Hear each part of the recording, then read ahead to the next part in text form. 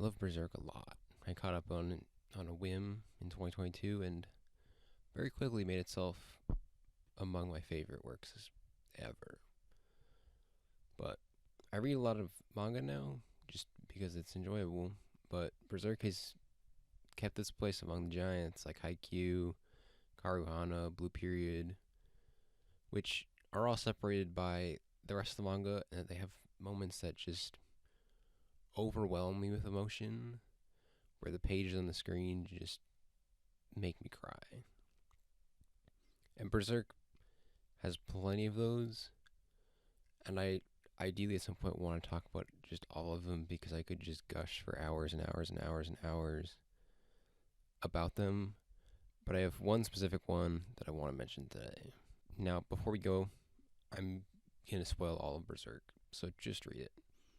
Don't go ahead if you haven't already finished it. I'm basically spoiling up to the current manga. It's just so good, and you should just read it on your own. Like, please do not think, oh, I'll just get a little taste. No, just read it first and then come back to this video. I beg of you. It's all I want. Anyways, now we begin. The moment I think of so much in Berserk happens when we see Rickard's conversation with Griffith. It's an iconic moment in the series, and I think about it so much. Something was going to happen with Rickard and the surviving members of the Band of the Hawks, because obviously they wouldn't just leave him alive and not do anything with it. And Miura delivered tenfold. It's a small moment, only about a chapter long, but it is immensely impactful. It's amazing that their encounter begins with Griffith asking the same question he asked all that time ago with the original Band of the Hawks. He asked Rickard if he'll continue down the path towards Griffith's dream. And this page is just excellently laid out. The swords of the deceased Band of the Hawk members behind Rickard, since Rickard knows the extent of what happened during the eclipse. And Griffith just by himself. It's just an incredible layout. But Griffith saying this as a whole is just such like a vile thing to do, but it also is incredibly reflective of where Griffith is now. But that doesn't make it any less rude for Rickard, where it's like, yeah, all your friends are dead. You want to come fight for the guy who killed them all? Because Griffith sacrificed all of Rickard's friends and now has the gall to be like, want to do it again? But then we get the most iconic panel of the chapter where Rickard very rightly slaps Griffith. It's just a full page spread that just lets the whole moment sink in.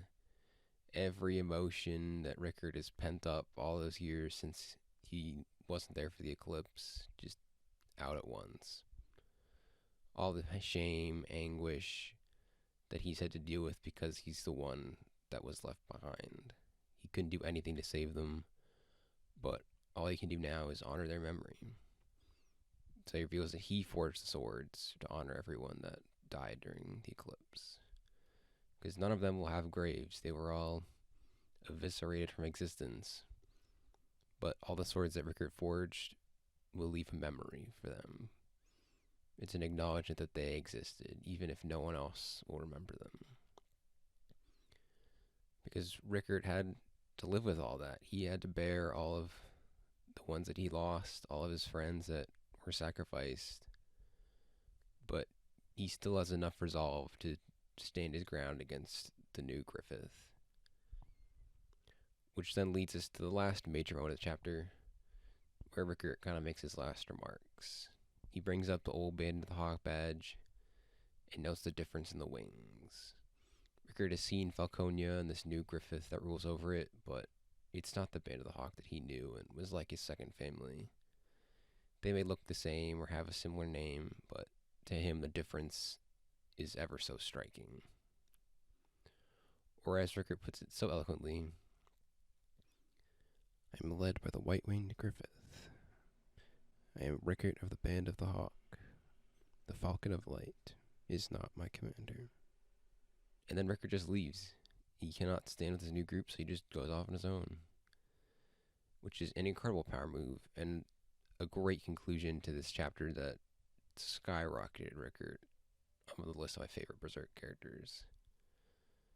Because Berserk is full of so many moments where Miura is just able to capture and take hold of all the emotions and imbue them into you while you're reading it. You feel the weight of every moment, whether it be overwhelming despair or righteous disdain. And I could go on for hours about the most recent developments in Berserk and how they just left me sitting in my chair feeling a whole spectrum of emotions. But even among those moments, Rickard's slap and rejection of Griffith's new ideals is just such a peak moment for Berserk.